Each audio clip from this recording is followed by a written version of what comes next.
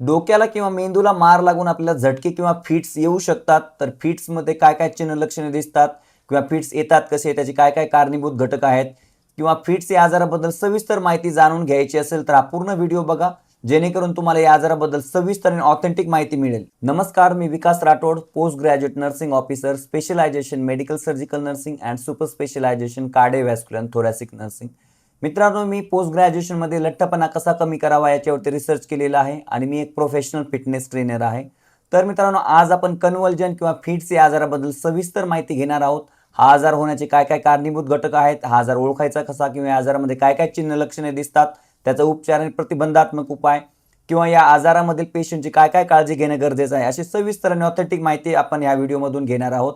तर हा पूर्ण व्हिडिओ बघा, जेणेकरून तुम्हाला या आजाराबद्दल सविस्तर आणि महत्त्वपूर्ण माहिती मिळेल. Seizures are sudden abnormal electrical discharges from the brain that results in changes in sensation, behaviour, movements and perception and consciousness.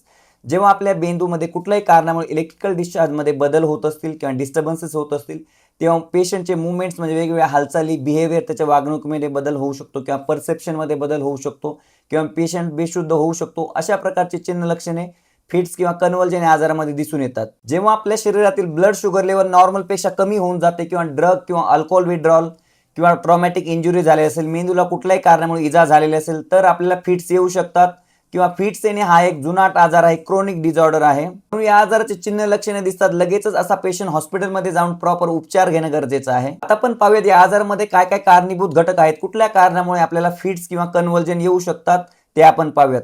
सर्वात महत्त्वाचा कारणीभूत घटक आहे हेड ट्रॉमा किंवा ब्रेन इंजुरी. 50% कारणीभूत घटक हेड ट्रॉमा किंवा ब्रेन इंजुरी आहे. जर आपल्या मेंदूला कुठल्याही कारणामुळे इजा झालेली असेल, ॲक्सिडेंट झालेला असेल किंवा डोक्याला दगड लागले असेल किंवा काही झालेलं असेल, कुठल्याही कारणामुळे जेव्हा आपल्या ब्रेनला इंजुरी होत असते, तेव्हा आपल्या ब्रेनमध्ये इलेक्ट्रिकल डिस्चार्जमध्ये काही चेंजेस होतात, त्याच्यामुळे आपल्याला फिट्स येऊ शकतात. देन सोडियम पोटॅशियम ॲबनॉर्मलिटीज किंवा इलेक्ट्रोलाइट इम्बॅलन्स झालेला असेल, सोडियम किंवा पोटॅशियमचे लेवल नॉर्मलपेक्षा कमी झालेले असेल, तर आपल्याला फिट्स येऊ शकतात. Then changes in various neurochemicals. आपल्या बॉडीमध्ये वेगवेगळे न्यूरोकेमिकल्स असतात, त्या न्यूरोकेमिकल्समध्ये काही बदल झालेले असतील किंवा काही चेंजेस झालेले असतील, तर आपल्याला झटके किंवा फिट्स येऊ शकतात. Then idiopathic causes. कुठलेही कारण नसताना आपल्याला झटके किंवा फिट्स येऊ शकतात. हे फिट्स येण्याचे वय आहे 20 ते 30 वर्ष. 20 ते 30 वर्षाच्या अगोदर हे फिट जास्त प्रमाणात येतात आणि त्यामध्ये तपासण्या केल्यास कुठलेही कारण आढळून येत नाहीत. जन्मता बाळाला जर ब्रेनला काही इंजुरी झालेली असेल किंवा हायपोग्लायसेमिया, हायपोकॅल्सिमिया असेल किंवा इलेक्ट्रोलाइट्स इम्बॅलन्स असेल, अशा कारणांमुळे लहान बाळांमध्ये झटके येऊ शकतात. म्हणून आपण अशी चिन्ह लक्षणे आढळल्यास लगेचच हॉस्पिटलाइज करणं गरजेचं आहे. Then brain tumour. आपल्या डोक्यामध्ये जर गाठ झालेली असेल किंवा ट्यूमर असेल, तर मेंदूला ते प्रेशर क्रिएट करतं, त्याच्यामुळे आपल्याला झटके येऊ शकतात. देन इन्सेफेलायटिस किंवा मेनिंजायटिस. अशा प्रकारचे जर मेंदूला इन्फेक्शन झालेलं असेल, कुठल्याही कारणामुळे किंवा बॅक्टेरियल व्हायरल इन्फेक्शन झालेलं असेल, तर आपल्याला झटके येऊ शकतात. काही वेगवेगळ्या आजारांमध्ये आपल्याला फिट्स येण्याची शक्यता असते. त्यामध्ये सर्वात महत्त्वाचा आहे CVA डिसीज म्हणजे सेरेब्रोव्हॅस्क्युलर ॲक्सिडेंट म्हणजे स्ट्रोक. ब्रेन स्ट्रोकमुळे आपल्याला झटके येतात. आपल्या मेंदूला रक्तपुरवठा करणाऱ्या रक्तवाहिनीमध्ये जर काही अडथळा निर्माण झालेला असेल, कोलेस्ट्रॉल साठून राहिलेला असेल आणि मेंदूला प्रॉपर रक्तपुरवठा होत नसेल, तर आपल्या मेंदूमध्ये काही केमिकल चेंजेस होऊ शकतात किंवा डिस्टर्बन्सेस होऊ शकतं आणि आपल्याला फिट्स येऊ शकतात. Then delirium, Alzheimer's disease, chronic alcoholism, psychiatric disorder या सर्व आजारांमध्ये आपल्याला फिट्स येण्याची जास्त शक्यता असते. आता पण पाहूयात फिट्स येणाऱ्या रुग्णाला किंवा व्यक्तीला काय काय चिन्ह लक्षणं दिसतात. जेव्हा फिट्स येतात तेव्हा काही महत्त्वाची चिन्ह लक्षणं दिसतात. ती चिन्ह लक्षणं ऑब्झर्व करणं खूप गरजेचं आहे. अशा रुग्णांचं शरीर एकदम कडक होऊन जातं, जर्किंग रिदमिक मुवमेंट्स असते, अपवर्ड रोलिंग आईज म्हणजे डोळे वरती फिरतात, त्यांच्या तोंडातून फेस येत असतो आणि जीभ दाताखाली येऊन जीभ चावली जाते किंवा जिभेतून रक्तही बाहेर येऊ शकतं. अशा व्यक्तींना झटके आल्यास लघवीला किंवा टॉयलेटला होत असते, त्यांना श्वास घ्यायला त्रास होतो, त्याच्यामुळे त्यांना सायनोसिसची चिन्ह लक्षणे दिसतात, त्यांच्या ॲक्टिव्हिटीमध्ये चेंजेस होतात, बिहेवियरमध्ये चेंजेस होतात आणि ते बेशुद्ध पडून जातात. अशा प्रकारची चिन्ह लक्षणे दिसत असल्यास लगेचच हॉस्पिटलाइज करणं गरजेचं आहे, जेणेकरून पुढील कॉम्प्लिकेशन टाळले जातील. अशा रुग्णांना त्यासोबतच सडन मसल जर्क्स होत असतो किंवा सडन मसल टोन लॉस होत असतो, म्हणून त्यांना झटके आल्यास त्यांना खाली पडून इजा होणार नाही याची काळजी घेणं गरजेचं आहे. आता आपण पाहूयात फिट्स आलेल्या रुग्णांचे रोगनिदान करण्यासाठी काय काय तपासणी करणं गरजेचं आहे. त्यामध्ये सर्वात महत्त्वाचं आहे डिटेल हिस्ट्री.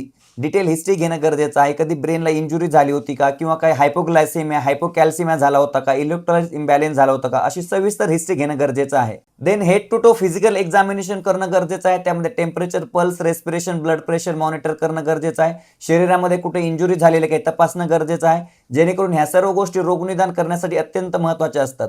त्यानंतर ईईजी सर्वात महत्त्वाची तपासणी आहे. ईईजी म्हणजेच इलेक्ट्रोएन्सेफॅलोग्राफी. ह्या तपासणीमुळे आपल्या ब्रेनमधील इलेक्ट्रिकल डिस्चार्जेस, कुठे प्रॉब्लेम झालेला आहे, काय प्रॉब्लेम झालेला आहे, सर्व गोष्टी किंवा त्यांचं लोकेशन हे सर्व आयडेंटिफाय करण्यासाठी ईईजी सर्वात महत्त्वपूर्ण तपासणी आहे. ती या आजारात करण्यात येत असते. देन सिटी स्कॅन ही सर्वात महत्त्वाची तपासणी आहे. त्यामुळे आपल्या मेंदूमधील कुठे गाठ आहे का किंवा रक्तस्राव झालेला आहे का, अशा प्रकारची तपासणीमुळे आपल्या ह्या सर्व गोष्टी समजतात. सिटी स्कॅन सोबतच एमआरआय ब्रेन करण्याची गरज असते. एमआरआय ब्रेन केल्यामुळे आपल्या मेंदूमधील काही प्रेशर क्रिएट झालेले किंवा स्ट्रक्चर ॲबनॉर्मॅलिटीज, ब्रेन ट्युमर्स अशी सर्व कारणीभूत घटक शोधण्यासाठी एमआरआय एक तपासणी करण्यात येत असते. देन पीईटी म्हणजे पोझिशन इमिशन टोमोग्राफी एक तपासणी आहे. Then SPCET single photon emission compacted tomography. Then काय ब्लड इन्व्हेस्टिगेशन करण्याची गरज असते. ब्लडमध्ये ब्लड ग्लुकोज, सिरम इलेक्ट्रोलाइट्स ह्या सर्व तपासण्या करून कुठल्या कारणामुळे झटके येतात हे आयडेंटिफाय करून पुढील उपचार करण्याची गरज असते. जर आपल्या मेंदूला किंवा सेंट्रल नर्वस सिस्टमला बॅक्टेरिया किंवा व्हायरसमुळे इन्फेक्शन झालेलं असेल, म्हणजेच मेनिंजायटिस किंवा इन्सेफेलायटिस आजार झालेला असेल, तर ते कुठल्या बॅक्टेरिया किंवा व्हायरसेसमुळे झालेलं आहे ते आयडेंटिफाय करण्यासाठी लंबर पंक्चर करून सीएसएफ तपासणी करण्यात येत असते. आता पण पाहूयात फिट्स किंवा झटके येणाऱ्या रुग्णांना काय काय उपचाराची गरज असते. जेव्हा एखाद्या व्यक्तीला किंवा रुग्णांना फिट्स येत असतात तेव्हा बेडवरून त्यांना खाली पडून इजा होण्याची जास्त शक्यता असते आणि इजा होऊन त्यांना ब्रेन इंजुरी परत जास्त होऊ शकते किंवा ब्लिडिंग होऊ शकतं. म्हणून अशा रुग्णांना कुठल्याही प्रकारची इजा होणार नाही म्हणून आपण काळजी घेणं गरजेचं आहे. त्यासोबतच अशा रुग्णांना कुठल्या कारणामुळे फिट्स येत आहेत ती कारणे कमी करणं गरजेचं आहे. अशा रुग्णांचा रोग निदान करून लगेचच उपचार करणं गरजेचं आहे, जेणेकरून पुढील कॉम्प्लिकेशन्स टाळले जातील. फिट्स येणाऱ्या रुग्णांचा सर्वात महत्त्वाचा गोल आहे एअरवे मॅनेजमेंट, म्हणजे त्यांचा ऑक्सिजन पुरवठा व्यवस्थित करणं किंवा त्यांना इंजुरी होऊ न देणं हे सर्वात महत्त्वाचा उद्देश आहे. म्हणून ही गोष्ट आपण सर्वात पहिले अवलंबिली पाहिजे. अशा रुग्णांना फिट्स आल्यावर त्यांना काय काय चिन्ह लक्षणं दिसतात ते ऑब्झर्व करून लगेचच पेशंट हॉस्पिटलाइज करणं गरजेचं आहे. किंवा एखादा रुग्ण हॉस्पिटलमध्ये ऍडमिट असेल तिथेही त्यांचे चिन्ह लक्षणं ऑब्झर्व करणं गरजेचं आहे. त्यांना कुठल्याही प्रकारची इंजुरी होणार नाही म्हणून आपण काळजी घेणं गरजेचं आहे. त्यांचं एअरवे मॅनेजमेंट आपण करणं गरजेचं आहे. एअरवे पेटंट असायला पाहिजे. लगेच आयव्ही फ्लुइडद्वारे त्यांना ग्लुकोज चढवणं गरजेचं आहे, जेणेकरून अशा रुग्णांना जेव्हा फिट्स येत असतात तेव्हा त्याच्या ब्लड शुगर लेवल नॉर्मल पेक्षा खूप कमी झालेलं असते. म्हणून त्यांचं शुगर लेवल चेक करणं गरजेचं आहे आणि शुगर लेवलनुसार त्यांना डेक्स्ट्रोज इंजेक्शन चढवणं गरजेचं आहे किंवा त्यांना सक्शनची गरज असेल तर सक्शन करणं गरजेचं आहे किंवा त्याची मान एका बाजूला वळवणं गरजेचं आहे, जेणेकरून त्यांच्या फुफ्फुसामध्ये सिक्रेशन जाणार नाहीत आणि ॲस्पिरेटरी निमोनिया होणार नाहीत. म्हणून आपण ह्या सर्व गोष्टींची काळजी घेणं अत्यंत आवश्यक आहे. अशा प्रकारचे सर्व फिट्सचे चिन्ह लक्षणं ऑब्झर्व करून प्रॉपर डॉक्टरांच्या आदेशानुसार अँटी कन्व्हल्संट ड्रग्ज ॲडमिनिस्टर करणं गरजेचं आहे.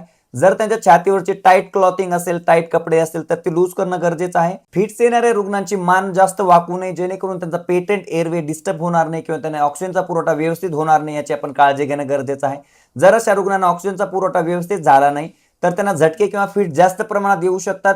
म्हणून अशी छोटी छोटी गोष्टी आपण लक्षात ठेवणं गरजेचं आहे. अशा रुग्णांना अँटी कन्व्हल्संट औषधांसोबत त्यांचा आहार चांगला असणं गरजेचं आहे. आहारामध्ये हिरवा भाजीपाला किंवा पाण्याचं प्रमाण जास्त देणं गरजेचं आहे.